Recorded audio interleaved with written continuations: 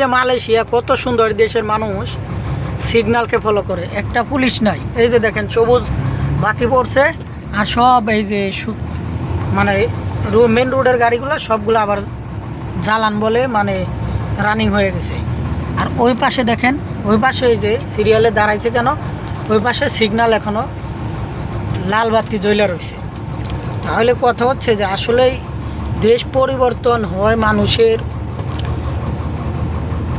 সচেতন, দায়িত্ববোধ, ন্যায় নিষ্ঠার মাধ্যমে। তো আমাদের দেশে তো সেটা নয়। আমি কিন্তু গাড়ির উপরে গাড়ি নিয়ে যাচ্ছি। এই রুট পরিষ্কার কেন জানেন? আমাদের গাড়ি হয়তো বাংলাদেশ হলে এই মাটি কাটার গাড়ি এগুলোও মনে করেন যে মেন রুট দিয়ে চালিয়ে নিয়ে যাইব, কোনো সমস্যা নাই। কিন্তু এই সমস্ত দেশে টায়ার ধুয়ে বা এই গাড়ি যেগুলা যে কাজের, সেই কাজের জন্যই ব্যবহার করা লাগবে, আপনি অন্য কিছু করা যাবে না, ঠিক আছে?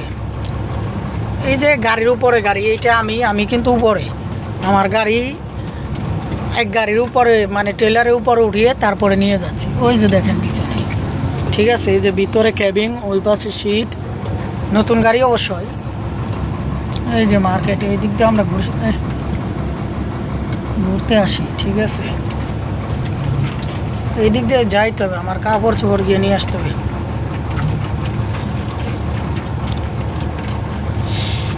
এই যে মোটর সাইকেল, আরেকটা জিনিস কি, এই পাশে মোটর সাইকেলের গ্যারেজে গেলাম, সেটা হচ্ছে যে আপনার তখন এই দেশের নাগরিকদের জন্য 800 টাকা রিঙ্গিত দিলেই একটা মোটর সাইকেল দিয়ে দেয়, মাসে মাসে পরিশোধ করে। আর আমাদের দেশে ফরেনারদের জন্য মনে করেন যে ওইটাই 150 রিঙ্গিত দিতে হবে, মানে 1-1.5 টাকা বাকি রাখে আর কি।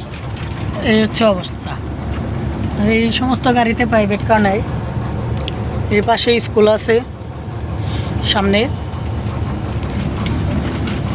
যেভাবে ফালাই রে গাড়িটা একটু সাইড হয়েছে, আমারই ভয় লাগে, ঠিক আছে? যাই হোক, সবাই দোয়া করবেন যারা আমরা বাইরে আছি। আসলে এক জায়গায় কাজ দীর্ঘদিন করা যায় না গাড়ির লাইনে, মানে তাহলে আপনার ওই দেখা যায় কাজ শেষ হয়ে আসলে আবার অন্য সাইডে বাড়ায়, তখন মনটা আসলে ভালো লাগে না।